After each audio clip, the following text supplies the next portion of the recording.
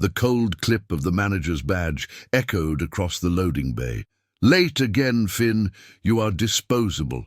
Your excuses about the kid, the route, the rain, they're useless here."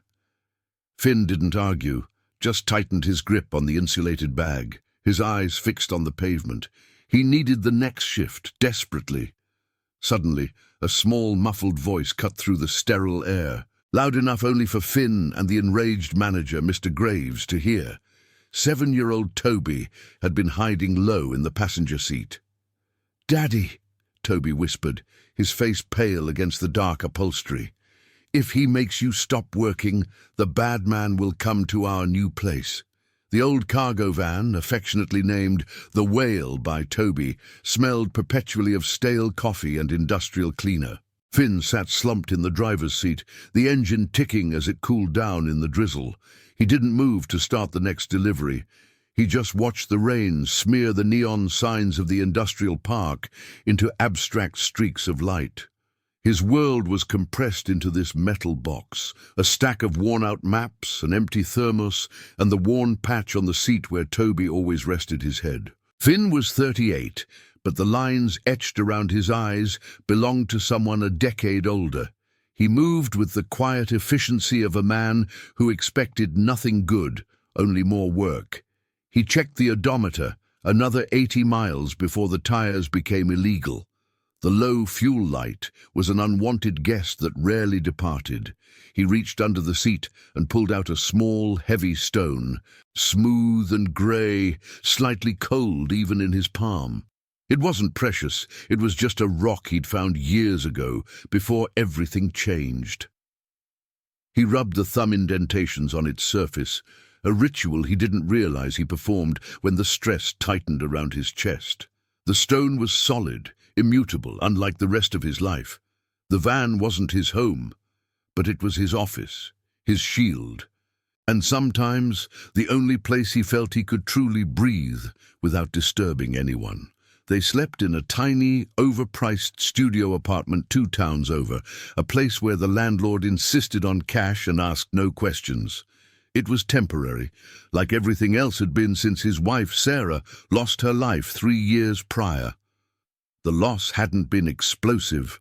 It was a slow, agonizing erosion that left behind a cavernous silence. Finn looked in the rearview mirror, but Toby was gone, safely delivered to the daycare center, the one they could barely afford, subsidized by the delivery job Mr. Graves insisted was disposable.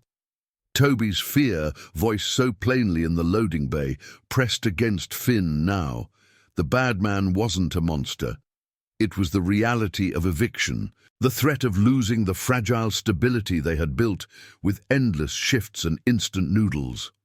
Finn closed his hand around the stone, placed it back under the seat, and finally keyed the ignition. The engine groaned, a tired protest echoing his own deep weariness. Another shift began, silent and mandatory. Finn's last delivery of the afternoon was to the back entrance of a large, well-stocked community library. The boxes were heavy, new releases and reference books, and the ramp was steep and slick with moisture. A small woman, mid-40s, with sensible shoes and a perpetually worried crease between her brows, opened the door. Her name was Evelyn. She looked like she ran on 3 hours of sleep and strong black coffee, yet her movements were efficient and grounded. She wore a thick grey cardigan over a simple navy dress, an outfit of practicality, not style. "Just stack them by the service desk, please," Evelyn said, her voice low and non-intrusive. She didn't offer help with the largest box, acknowledging Finn's job without patronizing him. Instead, she efficiently checked the manifest against the boxes, her focus absolute. Behind her, perched on a stool designed for shelving high books, was a girl about 10 years old. This was Maya, Evelyn's niece, who spent her after-school hours among the quiet stacks while Evelyn worked. Maya wasn't loud or disruptive. She was intensely observant, her eyes tracking Finn's movements, not with curiosity, but with a serious, almost diagnostic interest. Finn strained to move the final pallet jack up the slight incline. The wheel caught on a loose paving stone, and the entire load tilted precariously. Before Finn could curse the manager or the van's poor maintenance, Evelyn dropped her clipboard. She didn't shout instructions or perform a dramatic rescue. She simply wedged her shoulder against the lower side of the pallet, lending just enough unexpected resistance for Finn to stabilize the load. "Thank you," Finn muttered, embarrassed by the near failure. "It happens," Evelyn replied, picking up her clipboard and wiping the dust from her palms on her worn denim. Her assistance was a reflex, a solution to a problem, not an invitation for praise. Maya slid off the stool, walked over, and didn't look at Finn, but at the pallet jack. "That wheel is wobbly. Aunt Evelyn has tape. Super strong tape." Evelyn sighed gently. "It's duct tape, Maya, and we don't fix delivery equipment." Finn managed a faint, tired smile, his first genuine facial movement of the day. He finished stacking the books. Maya watched the whole process, then pointed at a faded sticker on Finn's jacket. A cheap plastic award for Best Route Compliance, 2021. "That means you're fast," Maya stated. It wasn't a question. "It means I try not to stop," Finn corrected, his voice flat. Evelyn looked up, meeting his eyes briefly, an unspoken understanding passing between them, the weariness of perpetual effort. She signed the slip and handed him the pen. "I wonder where you are reading this story from right now. Leave a quick comment letting me know your city." The library delivery became the single reliable waypoint in Finn's otherwise chaotic route. Twice a week, the exchange was the same. The heavy boxes, Evelyn's quiet efficiency, and Maya's intense, silent observation. A few weeks later, Finn arrived 10 minutes late, due to an unexpected road closure on the bridge. He rushed the pallet in, expecting the usual polite neutrality from Evelyn. Instead, the service desk was empty. Maya was sitting on her stool, reading a thick graphic novel, but she looked up the moment Finn entered. Aunt Evelyn had to go. The heating broke in the annex, and the repairman only had a 20-minute window. Finn dropped the manifest on the desk. "She just left you here." "No," Maya said, closing her book with a decisive thud. "She left me with instructions. You sign this. I verify the count." Finn stared at the 10-year-old girl who was now meticulously comparing the box labels to the clipboard. He felt a sudden, sharp surge of unfamiliar trust. The fact that Evelyn, a practical stranger, had assigned him this simple, vital task. "Okay, Inspector," Finn conceded, signing the form. The silence that followed was not awkward, just heavy with the sound of the library's ventilation system. Finn should have left immediately. His next stop was already waiting, but the van seemed miles away. "You like deliveries?" Maya asked, without looking up from ticking off the last box. "It pays the rent," Finn replied. "My aunt likes books. They pay her rent too, but she says they pay other things, like silence." Maya tilted her head. "You look like you need silence." Finn leaned against the shelving unit, pulling a hand through his hair. He remembered Toby's constant chatter, the small apartment where noise traveled through drywall like water. "Maybe I do," Finn admitted. Maya finished her tally. "She said if you're still here when she gets back, you should take a break. The coffee machine in the staff room works." She looked at him then, her eyes direct and unblinking. "She also said you look like you haven't eaten a vegetable since Tuesday." Finn couldn't help the short bark of laughter that escaped him. Evelyn hadn't offered a philosophical insight or a kind word. She had offered practical sustenance and a moment of sanctioned rest. It was an invitation, simple and unburdened by expectation. He felt a tense knot in his shoulders relax, perhaps for the first time that week. "Lead the way, then," Finn said, picking up the small worn cooler he always carried. He followed the small, serious girl into the brightly lit, orderly maze of the staff area, stepping out of the isolation of his van and into a quiet space he hadn't earned, but was suddenly offered. Finn sat on a chipped stool in the library staff room, sipping coffee that was stronger than any motor oil he had ever used. Evelyn had returned, smelling faintly of old furnace dust, and was now quietly arranging a basket of returned books. Maya was back to her graphic novel. The staff room was unremarkable, save for a small cork bulletin board pinned with notices about potlucks and holiday closures. One notice, a faded hand-drawn flyer, caught Finn's attention. It was an advertisement for a parent-child story hour scheduled for the following Saturday. He traced the outline of a childish drawing of a smiling sun. The memory wasn't invited, it simply pushed its way through the quiet armor he maintained.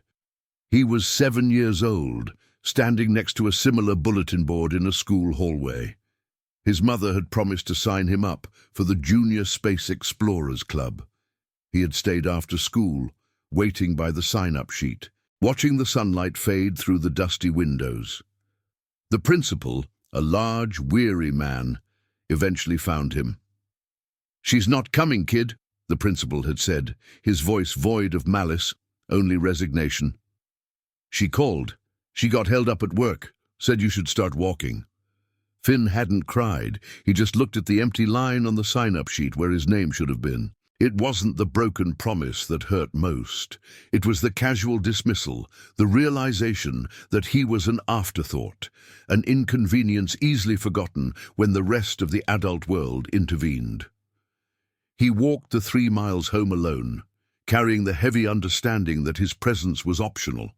Now, 30 years later, the ghost of that little boy tightened his chest. The pain wasn't dramatic grief, it was the cold, hollow certainty that he was fundamentally unprotectable.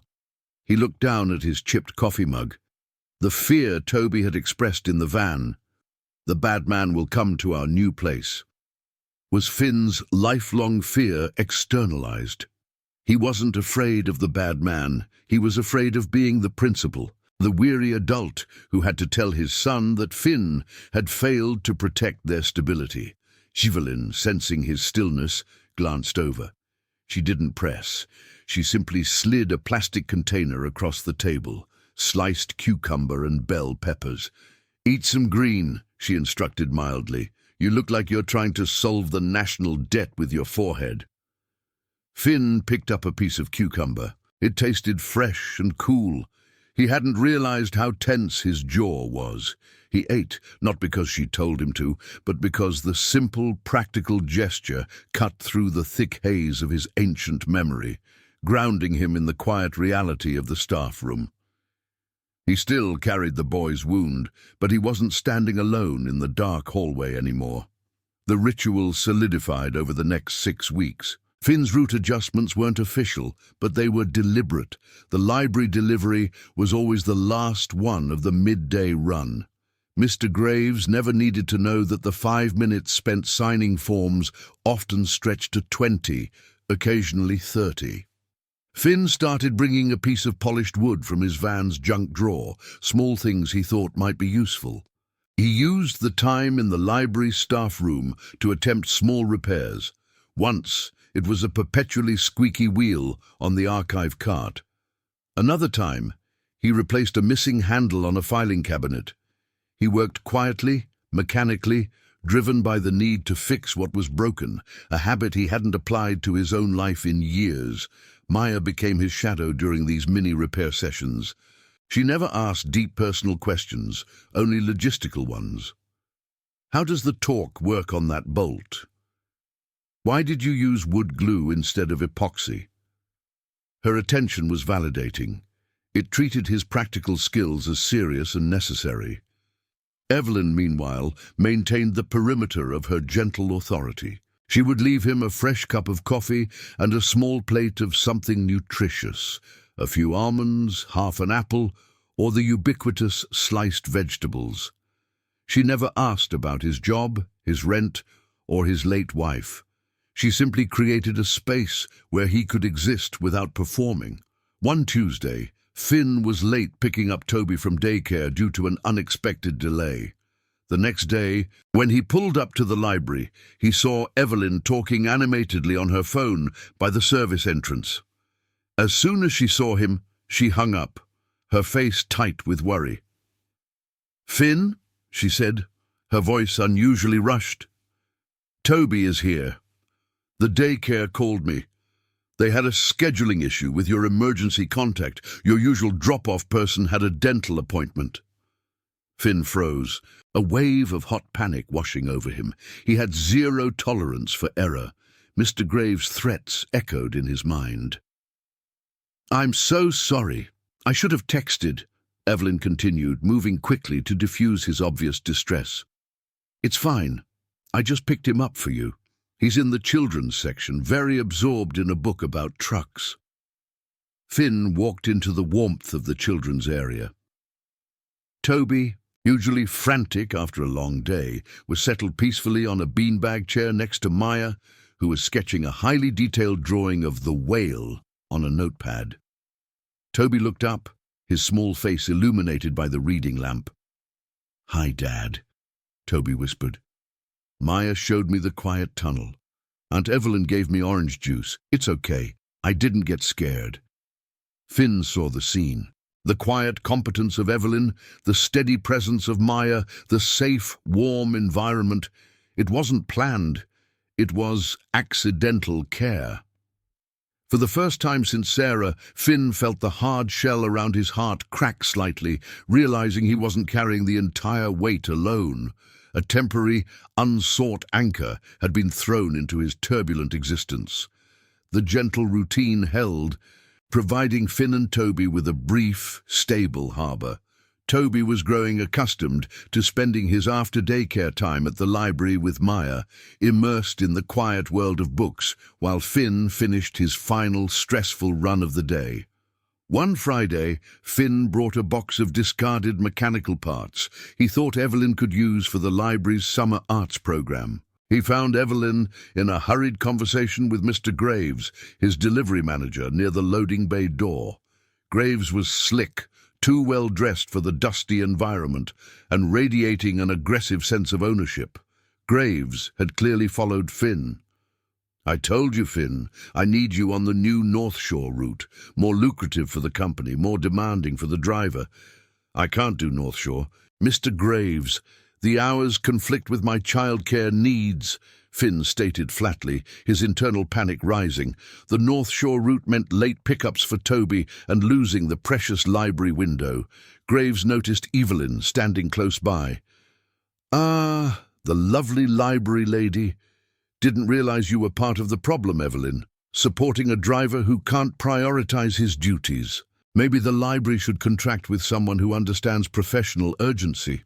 Evelyn stepped forward, her usual calm replaced by a cold, protective resolve.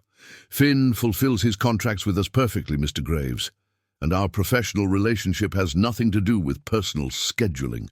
Graves laughed, a short, unpleasant sound.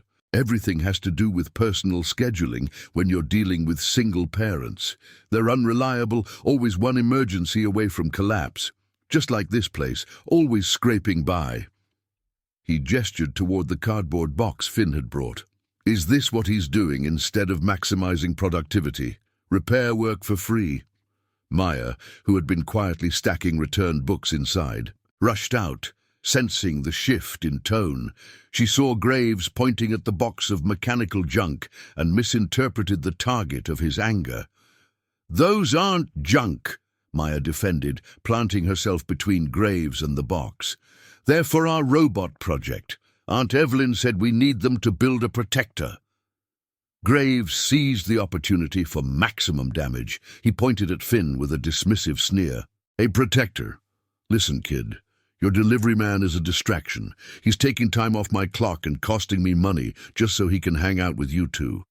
He's unreliable, and soon he'll be unemployed. That's the reality you need protection from." The words landed like a physical blow. Finn felt the familiar coldness of his childhood rejection flood him. Graves had weaponized his desperation. And worse, he had exposed the vulnerability of Finn's arrangement with Evelyn and Maya. Evelyn was furious. "You need to leave now, Mr. Graves. I'll be calling your company about harassment." Graves shrugged, already victorious. The North Shore route starts Monday, Finn. Be there or don't bother coming in. Your choice. He walked away, leaving a lingering atmosphere of defeat. Finn didn't look at Evelyn. He looked at Maya, whose face was pale, her initial burst of bravado replaced by the weight of adult cruelty. The safe space was shattered. Finn saw the potential damage he was causing by his mere presence, the risk he was importing into their calm lives. He had survived abandonment before, but he couldn't bear to be the source of instability for others. He picked up the box of mechanical parts, his hand shaking. "I'm sorry, Evelyn," he said, his voice raw. "I shouldn't have involved you." He put the box back in the van. "Tell Toby I had to work late. I won't be back on Tuesday." He didn't wait for her reply, just got into the van and drove away, leaving behind the only place that had felt like home in years. The silence of the van was now a punishment, not a shield. Finn worked the North Shore route on Monday. The hours were brutal, the traffic relentless, and the lack of a stop at the library felt like a physical amputation. He drove 12 hours straight, fueled by resentment and the grim determination not to fail Toby. He had sacrificed the nascent connection with Evelyn and Maya to ensure he kept the job, protecting Toby from the bad man of eviction. Yet, by Tuesday morning, the silence in the van felt heavier than any cargo. Tuesday afternoon, Finn was running his new route through the high-end business district when his phone buzzed. It was a text, not from Graves, but from a number he didn't recognize. A single, blurry photograph, a close-up of the library's service door, showing a newly installed heavy metal bar across the frame. Below the photo, the text read, "Annex heating is out again. No funds for real repairs. Graves mentioned closing the service door route." It was Evelyn. She wasn't asking for help. She was stating a fact, the implication being that Graves wasn't just harassing Finn. He was actively trying to disrupt the library's operations, possibly to push for a more expensive, less ethical contractor. Finn pulled the van over, his hands gripping the wheel until his knuckles were white. Graves' words came back. "He's taking time off my clock and costing me money." The transformation wasn't sudden inspiration. It was cold, precise calculation. Finn had nothing of value but his time, his skills, and his knowledge of the company's weak points. He spent the next hour making calls, not to Evelyn, but to the union representative Graves assumed was irrelevant, and then, crucially, to the regional franchise owner who lived 3 states away. Finn laid out the facts. Graves was misallocating resources, forcing necessary downtime onto essential community services like the library by deliberately sabotaging delivery schedules, all while exaggerating route demands to hide internal inefficiency.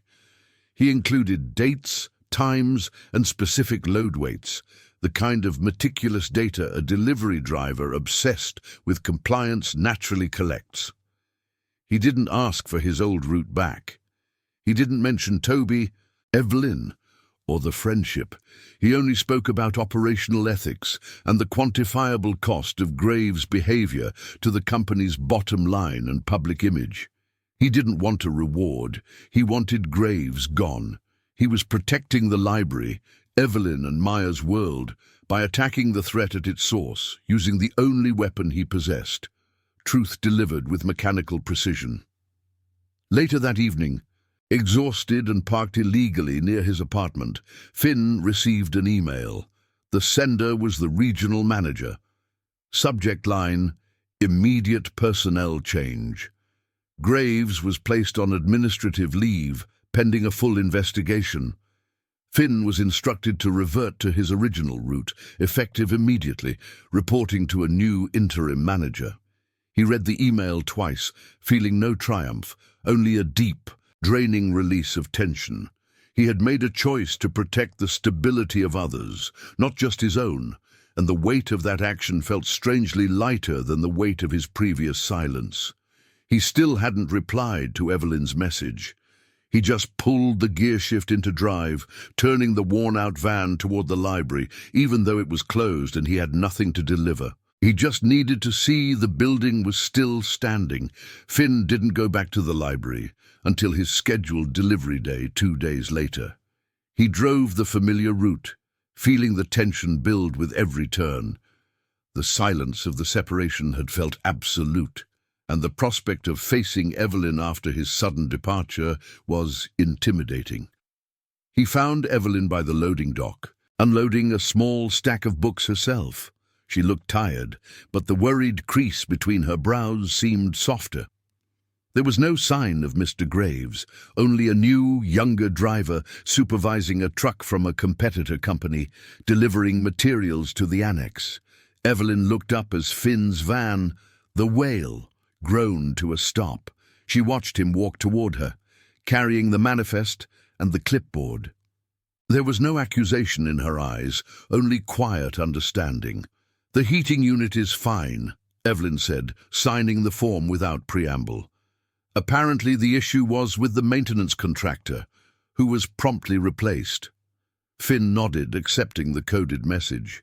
He knew she had seen the email about Graves, or at least understood the sudden, positive change. "Good," he managed. The air thrummed with unspoken admissions. Finn wanted to explain his abrupt withdrawal, to apologize for the instability, but the words felt cheap and inadequate. He had chosen flight over confrontation, even if the eventual action had been protection. "I found your note," Evelyn said, referring to the text message. "I didn't think you needed to talk. I thought you needed to know the library was still here." "I know," Finn said, finally meeting her eyes. "I took the North Shore route for 2 days. It was loud." Evelyn offered a ghost of a smile. "I imagine so." Suddenly the side door opened, and Maya appeared holding a large, dusty book. She didn't run toward Finn. She simply observed him, taking in the returned stability of his presence. "You came back," Maya stated, closing the book.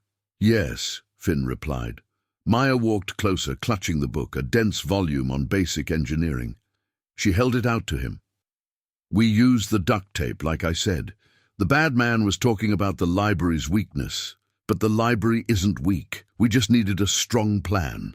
She paused, then tilted her head, her gaze fixed entirely on him. "I knew you were worried about the job, but I told Aunt Evelyn, my dad knows how to fix things that are secretly broken." Finn felt a sudden lump in his throat. Maya hadn't interpreted his flight as abandonment. She had understood it as a necessary, silent calibration, an effort to fix the underlying structural problem. Evelyn stepped closer, placing a hand lightly on Finn's arm, the first physical contact, brief and grounding. "She's right," Evelyn murmured. "Some fixes need silence and distance. We held down the fort here." Finn just nodded, unable to speak, the weight of his old wound easing under the simple truth offered by the child and the quiet grace of the woman. The unspoken promise of this moment was not a grand future, but simply the assurance that the door to this safe space was still open. The last remnants of daylight filtered through the tall, arched windows of the library's main reading room. Finn was not delivering books. He was waiting. He was sitting on a sturdy wooden bench in the vestibule, watching Toby and Maya finish a complicated puzzle on a low table. The library was closing, and the atmosphere was hushed, warm with the smell of old paper and wood polish. Evelyn emerged from the staff room, carrying her worn shoulder bag and 2 plastic thermoses. She handed one to Finn. "Chamomile," she said. "Long day." Finn accepted it. They stood side by side, watching the children. Toby had found a small, misplaced puzzle piece and clicked it into place with disproportionate satisfaction. "I need to adjust the daycare pickup tomorrow," Finn confessed, his voice low. "The interim manager is less demanding, but the route is still tight." Evelyn simply nodded. "Maya and I are having a slow dinner tomorrow, roast chicken. If Toby misses pickup, Bring him by my place. It's the yellow house near the park. No pressure, we have extra. The offer wasn't a question of assistance, it was an assumption of continuity. It wasn't pity or a grand gesture. It was the practical, matter-of-fact inclusion that Finn realized he had been starving for. He wasn't being saved, he was being incorporated. I can bring the dessert, Finn offered. I know a place that makes good apple pie. Only if you stay to eat it, Evelyn countered, her eyes focused entirely on the children. Toby and Maya finally completed the puzzle, a landscape of distant mountains. Maya pointed to the finished product. We finished it together, Maya announced to the adults, even though Dad was gone for 2 days. Finn looked at the seamless, complex picture they had created. That was the family that had formed here, 2 emotionally wounded adults connected by the simple necessity of protecting their children, and 2 children who saw truth where adults only saw complications. Family wasn't defined by blood or vows, it was defined by the choice to stand guard, even when everyone was tired. Finn took a long, slow sip of the chamomile tea. It was warm, stabilizing. Thank you, Evelyn, Finn said, the words heavy with genuine gratitude. Thank you, Finn, she replied. We didn't need a robot protector after all. We just needed someone who understood where the real weaknesses were. As they stepped out into the cool evening air, Finn held Toby's hand, walking toward the van, but no longer feeling the crushing solitude. The stone under his seat felt less necessary tonight. He had found a refuge not in the solitude of his vehicle, but in the quiet, shared space of ordinary kindness. If this story about choosing belonging over loneliness resonated with you, please show your support. Hit the like button right now. Share your thoughts on the power of simple acts of kindness in the comments below, and subscribe to the channel so you don't miss the next cinematic story of quiet resilience.